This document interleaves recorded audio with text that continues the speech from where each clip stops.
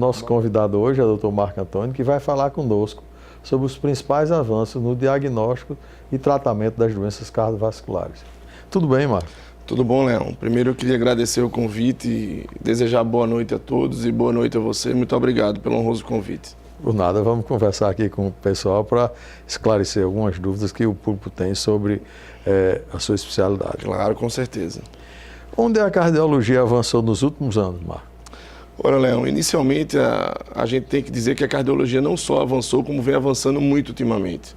A cardiologia é uma especialidade que nos últimos anos, principalmente no setor de imagem, ela vem avançando bastante, principalmente com o surgimento de novas técnicas e novos exames. Então, a gente vem avançando com a parte da ressonância nuclear magnética do coração, com a parte da tomografia para avaliação do score de cálcio, que é um exame que serve para a gente triar aqueles pacientes que, porventura, tenham uma facilidade maior, uma chance maior de terem doença obstrutiva nas artérias do coração. E também, recentemente, com a angiotomografia. É um exame que permite a gente fazer um raio-x mais preciso do coração no que tange a avaliação dessas artérias em maior detalhe.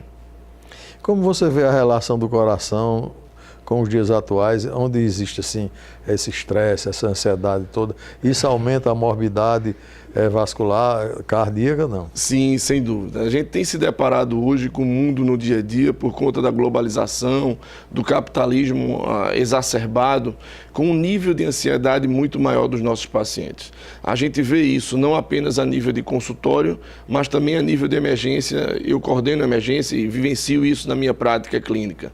Então, as pessoas mais ansiosas, por conta da liberação de adrenalina e de outras substâncias, elas passam a apresentar um número maior de sintomas, principalmente relacionados à palpitação, taquicardia, oscilação dos níveis de pressão e também de dores no peito. Então, o que a gente coloca como uma relação que efetivamente existe e que já há alguns anos isso é bem documentado, a ansiedade, a depressão e as comorbidades psicossociais ou psicossomáticas, de alguma forma, levam ao aumento, ao incremento no número de doenças do coração. Isso é fato, isso é uma coisa documentada e, obviamente, que quando a gente aborda hoje qualquer tipo de paciente, a gente precisa colocar para os espectadores a necessidade do cuidado com a ansiedade, com o estresse, com o corre-corre do dia a dia, para que a gente passe a se cuidar melhor.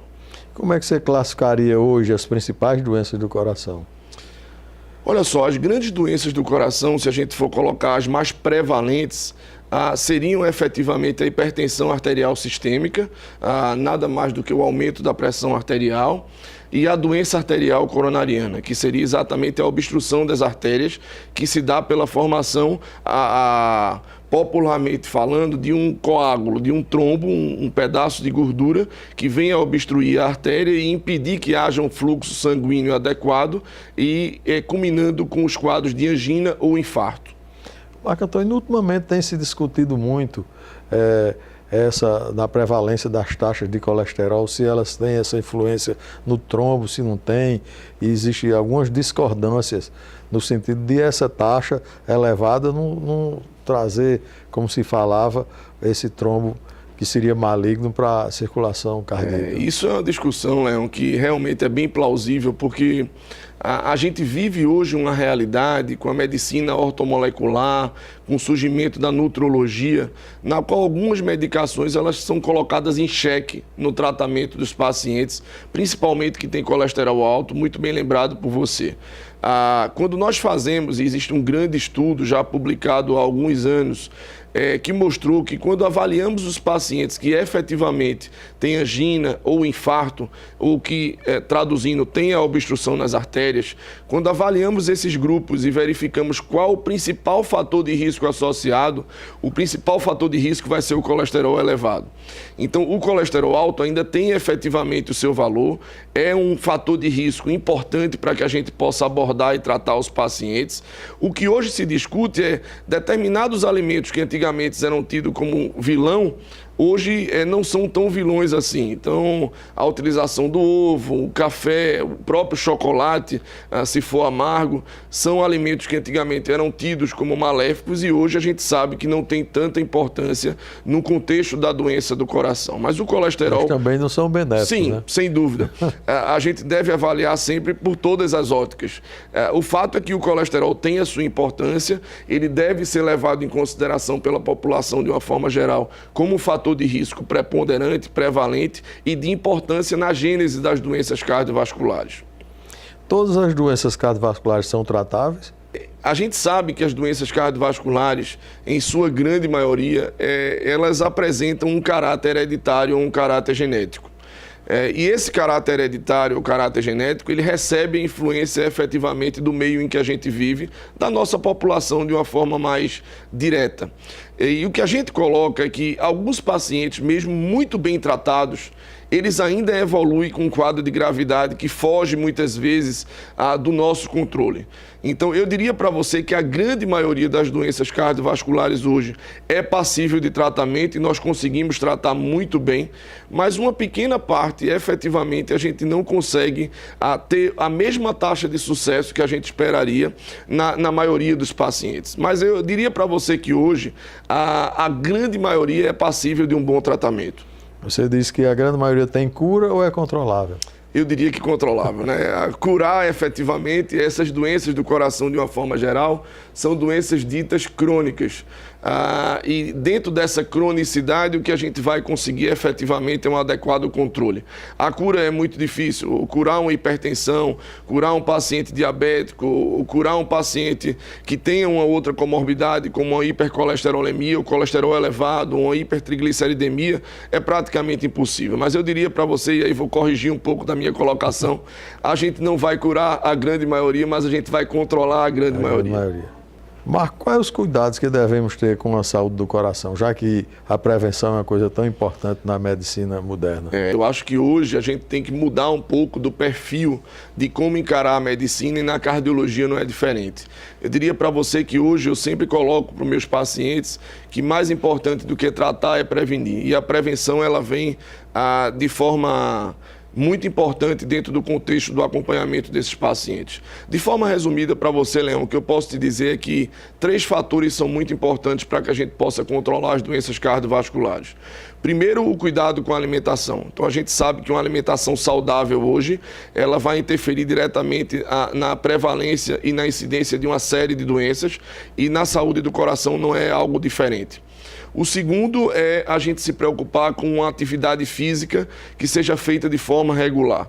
Nós vemos que o sedentarismo e as taxas de sedentarismo, não só em Recife, em Pernambuco, no Brasil, mas no mundo todo, elas são bastante elevadas. Então, cuidar da atividade física ou fazer uma atividade física regular é extremamente importante. E o terceiro ponto importante, Leão, que a gente deve chamar a atenção é a presença da ansiedade. Eu acho que hoje a gente prevenir a ansiedade, depressão e as doenças psicossociais de uma forma, ou psicossomáticas de uma forma geral, é muito importante, que sabemos que isso vai interferir diretamente na saúde do coração, aumentando a prevalência e a incidência das doenças do coração. E quais são os sintomas que a gente nota para ter que procurar um cardiologista? Olha só, essa também é uma pergunta interessante, porque se a gente passa a pensar nas doenças mais prevalentes, e aí eu vou falar de 2, a hipertensão arterial sistêmica e a doença arterial coronariana, que seria traduzida como angina e infarto, na hipertensão, 80% dos pacientes são assintomáticos. E aí o grande cuidado. Pensar em hipertensão não necessariamente significa dizer a presença de sintomas. Muitas pessoas relacionam a presença da pressão arterial à presença de dor de cabeça, tontura, mal-estar, enjoo. Efetivamente isso pode acontecer, mas isso não é a regra, isso é a exceção. Na doença arterial coronariana, aí sim, a gente tem geralmente um quadro mais exuberante. Dor no peito, sudorese, falta de ar, a palidez cutânea. São sintomas que podem estar prevalentes e podem ser exatamente a premissa de uma doença cardiovascular. De quanto em quanto tempo se deve ir a um cardiologista? Essa é uma pergunta que a gente deve sempre individualizar, tá, Leão? O que acontece na prática é que em pacientes mais jovens, a presença no cardiologista pelo menos uma vez ao ano seria interessante para que a gente pudesse fazer um check-up e pudesse acompanhar mais de perto esses pacientes. No indivíduo que apresenta alguma comorbidade ou alguma doença cardiovascular propriamente dita, esse tempo é mais individualizado. Um paciente hipertenso, seria importante que ele tivesse a cada 4 meses no consultório. Um paciente coronariopata ou diabético, talvez um pouco menos, a cada 3 meses. Mas acredito que isso a gente deve individualizar e cada paciente efetivamente vai ter o seu tempo de retorno ao cardiologista. Marco Antônio, e quem quiser ter uma consulta com você, que tem algum problema cardíaco ou até queira prevenir, onde é que vai encontrá-lo? Olha só, o meu consultório, ele funciona no Hospital Português, o serviço que eu atendo é no serviço do Realcor, e as pessoas que quiserem, a gente vai estar de braços abertos para poder recebê-las lá no serviço. Eu também coordeno a emergência geral do Hospital Esperança, então as pessoas que quiserem nos procurar, obviamente que a gente espera que seja para que possam prevenir, não para se tratar, estejam à disposição. Marco Antônio, nós do programa Medicina Estética agradecemos a sua participação e pedimos ao nosso telespectador que não saia daí, logo mais estaremos de volta com outro bloco de Medicina Estética.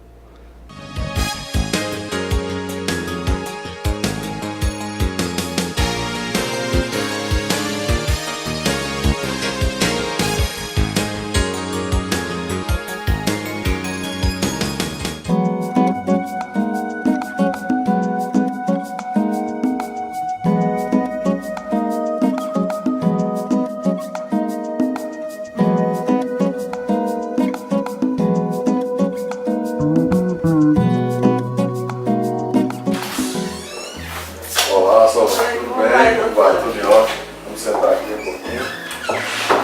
Solange, por que você está aqui? Bom, doutor, busco fazer uma cirurgia de rejuvenescimento.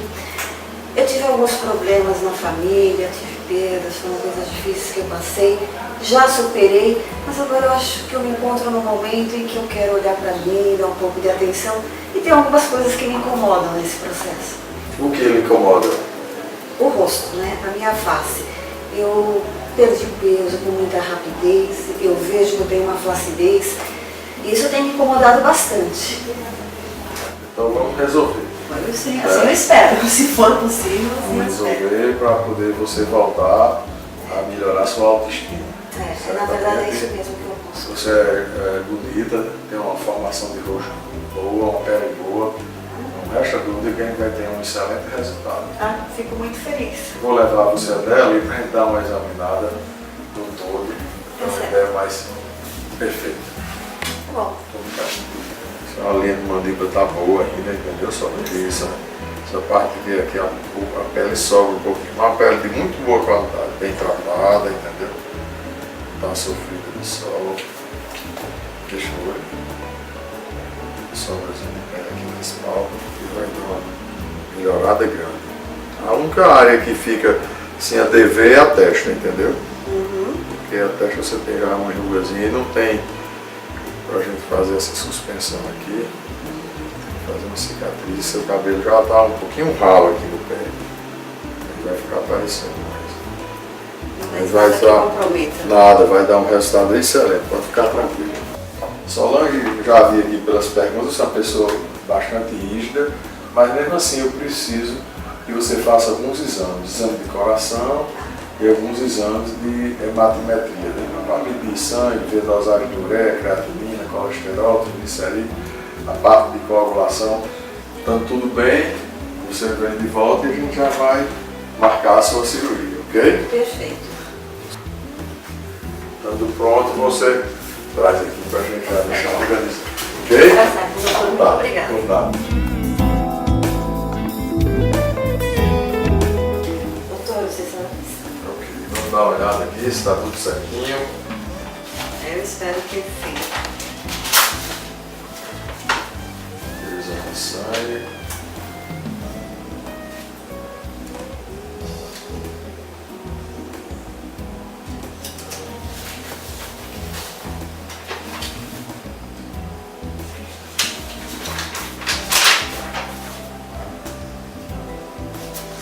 grau 1. Doutora Aristéia, né, que fez? Isso. Solange está tudo tranquilo. É só a gente marcar o dia agora. Que bom. Alguma dúvida a respeito da cirurgia? Sim, gostaria de saber, né? Como que eu devo me preparar? No primeiro dia da cirurgia, você vai chegar na clínica mais ou menos por volta de umas 8 horas da manhã e com jejum a partir de meia-noite. A partir de meia-noite você não se alimenta mais nada. Entendeu? Interna às 8 e logo a seguir a gente vai começar a sua cirurgia. Também como o tempo previsto para a cirurgia, doutor? Em torno de 3 horas a sua cirurgia. Será com anestesia geral, entendeu? Depois de 3 horas você vai passar um tempo na recuperação anestésica e depois volta para o quarto. E esse tempo em que eu fico no quarto é uma noite? Vai dormir no hospital e no outro dia de manhã vai ter alta. Vai sair do hospital com um capacete, fazendo uma compressão na cirurgia. Esse capacete vai ficar durante 2 dias. No segundo dia, até o segundo dia. No terceiro dia, você em casa mesmo vai tirar o capacete e já toma um banho lavando a cabeça. Entendeu? E alimentação com o status depois da anestesia, você vai ter uma dieta livre. Aí vai se alimentar do que você quiser. Eu peço apenas que você não se exponha ao calor nos primeiros 3 dias de cirurgia. Evitar mormaço, porque essa cirurgia tem um descolamento de pele grande e o calor faz com que o sangramento possa ser favorecido, entendeu? Com quanto tempo eu posso voltar às minhas atividades?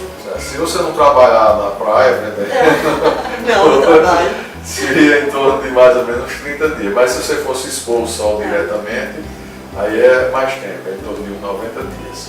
Então está ótimo. Ok? Ok. Nos encontraremos lá Muito no obrigada, hospital, hein? se Deus Nos quiser. encontramos lá. Viu?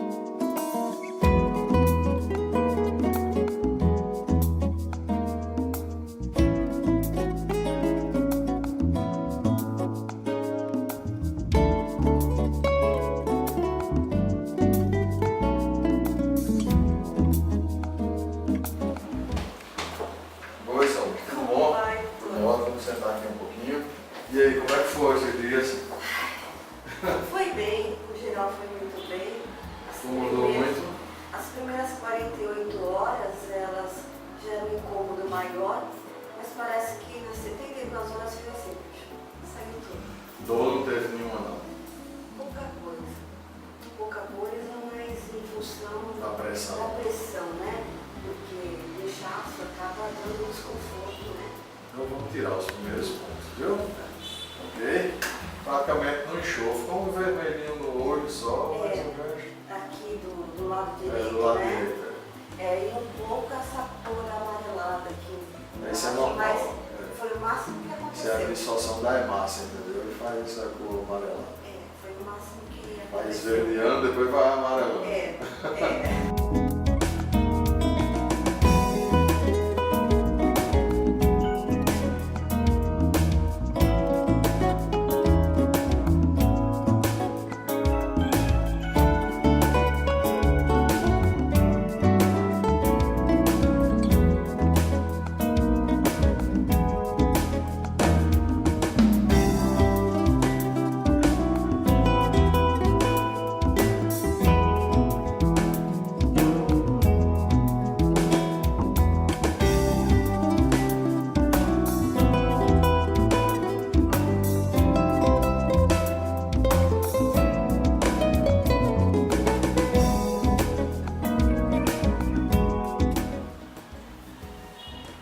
O bom lado também, né?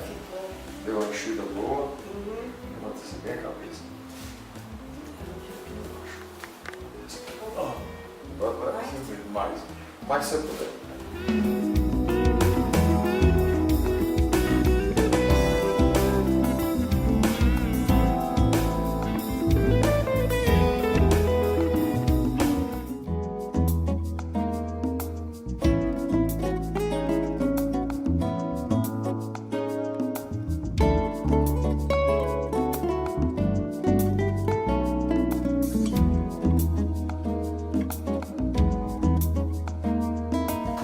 E aí, Solange, tranquila? Tranquilo. Nossa, esses últimos 5 dias está assim, um dia após outro, a recuperação sendo visível, vai né? secando. E vai pegando a naturalidade. Você está Exato. começando a ficar parecida com o que você era. Exato. Só que mais nova. Viu? Exato. Você vai observar que cada dia que passar, isso vai até 5, 6 meses, a sua pele vai começar a melhorar. Porque toda essa área que foi descolada, ela revasculariza, estimula fibroblasto, estimula colágeno. E a qualidade da pele, você já tem uma pele boa, né? Sem marca de espinha, pele branca, com o descolamento da cirurgia, isso ainda vai melhorar mais ainda. 2 dias eu fiz drenagem, então já estou sentindo essa parte com uma sensibilidade maior. Certo. Né? Minha sobrinha, né?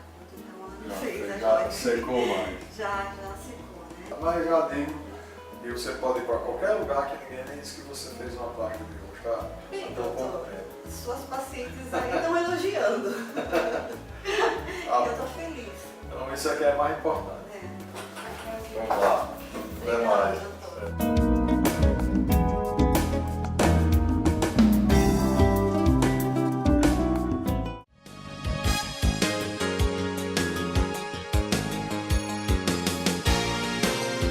No Brasil a gente tem uso muito de prótese, um assunto que a gente já falou.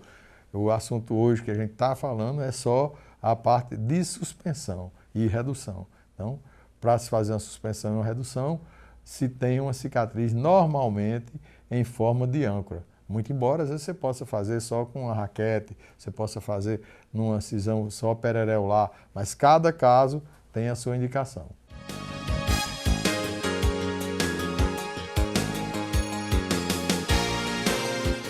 Cíntia, a cicatriz da mastoplastia, ela é proporcional ao tamanho que a gente queira fazer a redução. Se você tem um volume mamário bom e quer aproveitar todo o volume da mama, você pode fazer uma cicatriz relativamente pequena. A cicatriz pode ser tipo raquete, que a gente chama tipo um pirulito, ela só seria ao redor da areola e no sentido longitudinal. Ao redor da areola você pode diminuir o tamanho da areola, que é normalmente com a amamentação, a areola sofre uma despigmentação, ficando mais escura e aumentando de tamanho. O mamilo também se hipertrofia, a gente diminui isso na cirurgia e faz a suspensão.